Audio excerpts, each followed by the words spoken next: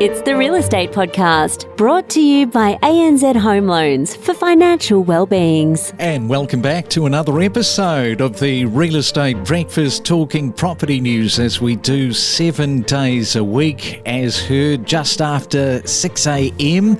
and heard on iHeartRadio, Spotify, Apple Podcasts and Amazon.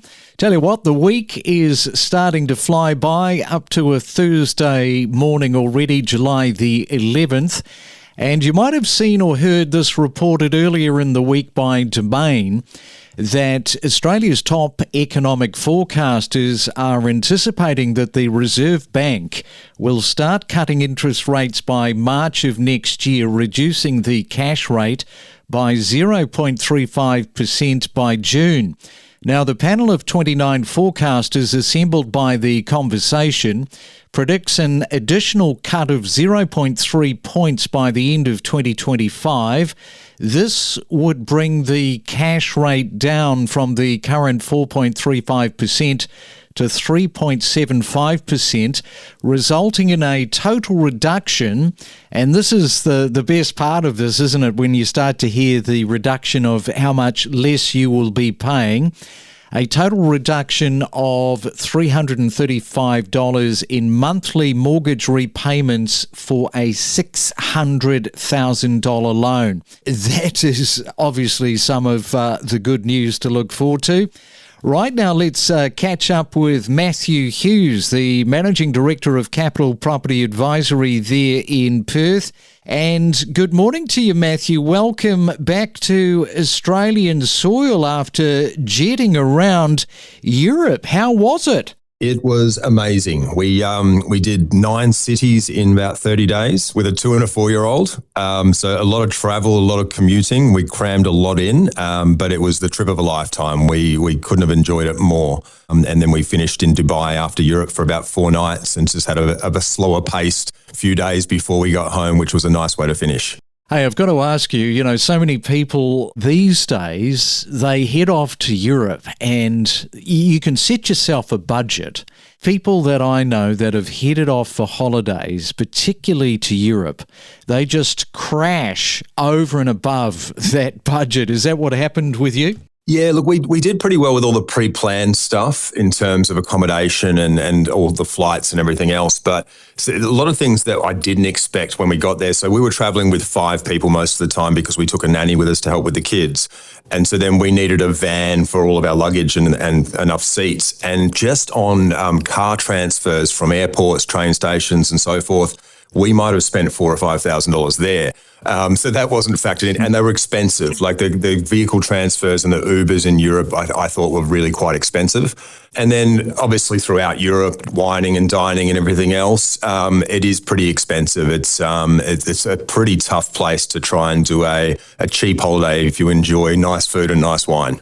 Yeah, so in terms of the food, is that the area that you really noticed that you were spending some good coin on? Yes, but to be fair, like my wife and I really love fine dining restaurants. And so we were choosing to spend a fair bit in a number of places. But even when we wanted to just go and have a family meal and some pretty normal type food, it was still reasonably expensive. The one thing that we did find, though, is local wine in Italy or local wine in France or champagne in France was very reasonably priced compared to Australia.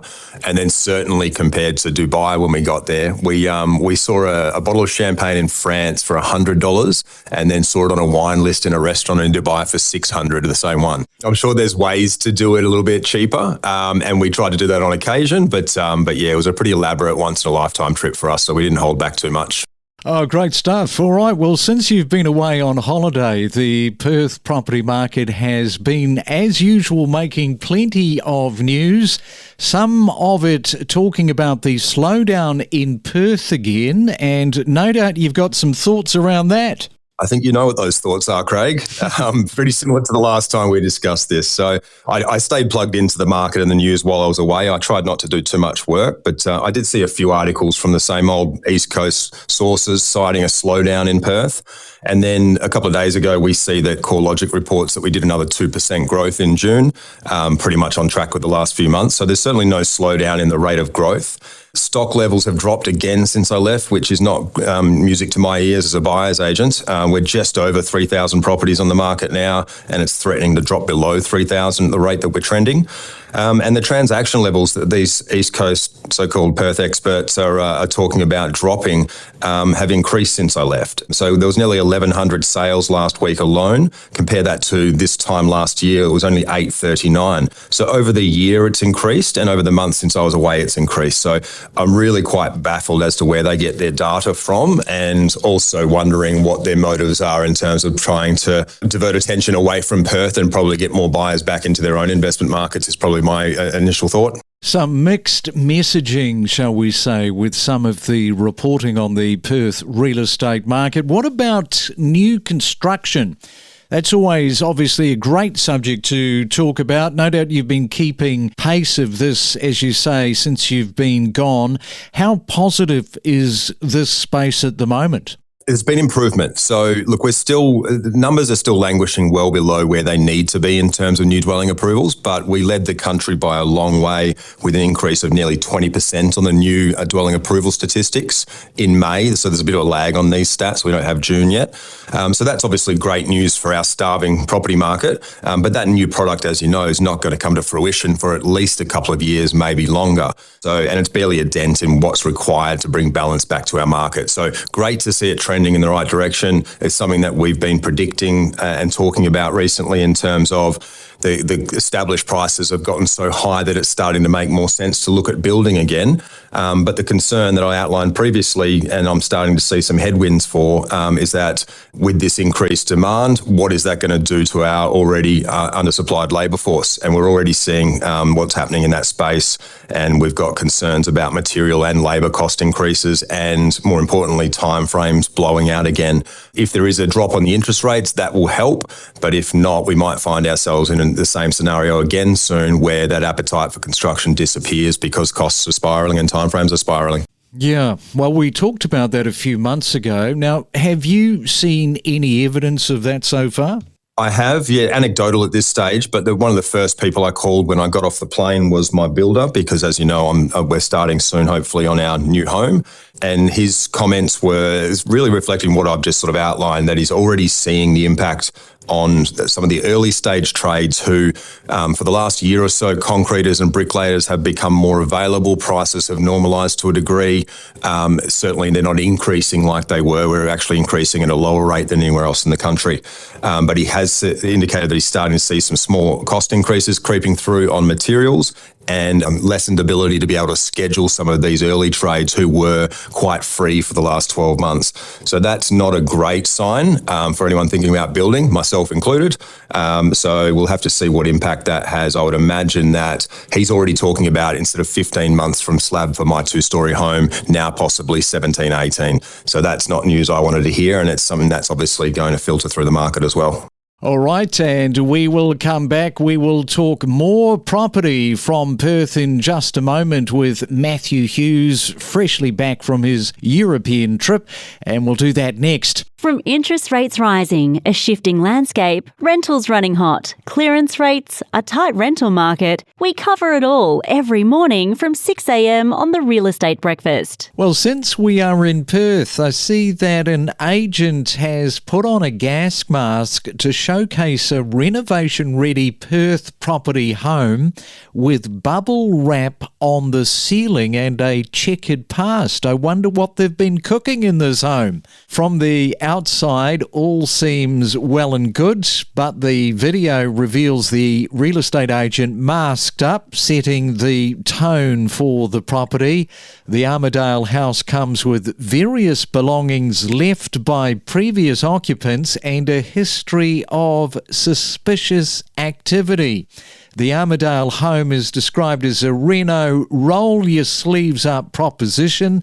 So good luck, I guess, if you're looking at that property in Armadale today. Every morning from 6 a.m. across Australia, we deliver you the latest property news, commentary and predictions from Perth to Cairns and from Melbourne to Brisbane, 7 days a week, only on the Real Estate Podcast. It is a Real Estate Thursday and we are talking all things property there in Perth, and we are with Matthew Hughes. Now, what about the state or federal government doing anything to combat some of those issues that you're talking about? Yeah, there's been some movement there in policy, and I have seen some policies that are being created to help address some of these concerns. But as usual with government, it's a little bit too little too late, in my opinion. They've introduced some incentives for developers to create new stock, but in reality, they don't amount to much in terms of the scale of these sorts of projects, in terms of what the government's actually incentivising. And they're working to bring more social and affordable housing to market as well, but that's a slow burn, and I don't expect it to have much of an impact in the short term. There was one policy that I saw announced whilst I was away in terms of a state and federal government agreement to allow 10,000 more overseas skilled workers into WA. So that sounds like good news on the surface, and that can help address the crippling labour shortages that we've had. But a lot of these immigrants, and I'm hopeful that a lot of these immigrants are going to fill trade roles in the building industry. I think they will. But when you realise that they also need somewhere to live, then the solution becomes part of the problem, and you're looking down the barrel of a problem that just doesn't seem to want to go away. Indeed. And we should talk about the rental market, of course, such a big issue right now, right across Australia at the moment. Is there any positivity in the market that you can see? Yes, let's finish on a high note. So I saw this trending before I went away. Over the last few months, we have seen a jump in the number of properties available for rent, which is great to see. It happened quite quickly, to the point where we had to quickly adjust some of the pricing on some of our rental properties for our clients, because we've been chasing top dollar for so long. And then all of a sudden, additional supply came in and people were going out and viewing 3 or 4 options as opposed to coming in hat in hand saying, please, can I have your property? There was a pretty quick change there. So the vacancy rate has increased a little bit, but it's still at very low levels. Again, this is not a complete solution, but it has just taken the pressure out of that rental market a little bit. It has resulted in our rental median price stagnating at $650 a week for the past few months, which is good, that it's not increasing and putting more pressure on vulnerable populations. So some good news there, but it remains to be seen whether that's an ongoing trend or whether it's just an anomaly with a bit of stock coming in and it's going to be soaked up and we'll be back to where we started again. So the next few months will tell us that. Okay, all right. Well, we'll leave it there. Always great to do the catch-up with you there in Perth. You've done pretty well because you've got through to Thursday, and probably the toughest week after coming back from your Euro trip. Enjoy your Thursday, and thanks for coming on to the Real Estate Breakfast. Great to chat, Craig. From buying strategies, a fluctuating market, the importance of data, geographical differences, confidence in the market, rental yields. Stay informed every morning from 6 a.m. Arrears have risen over the past few quarters, really since the June quarter of 2022 when interest rates were starting to rise. But it's worth noting, even with an increase in the rate of arrears, it's still very small overall. Australian dwellings. Let's talk about the values, which of course increased a further 0.7% in June, taking growth to 8% across the financial 2023 and 24 year. Now, this is the equivalent of around $59,000 you guys have reported on. What we're finding is that about 70% of the growth in home values in the combined capital cities for the month of June was driven by Brisbane, Perth and Adelaide. But what that suggests is that in a high interest rate environment especially, where borrowing capacity is limited, people who want to buy property are being skewed to the more affordable markets. We connect you to the best real estate information across Australia. The Real Estate Podcast.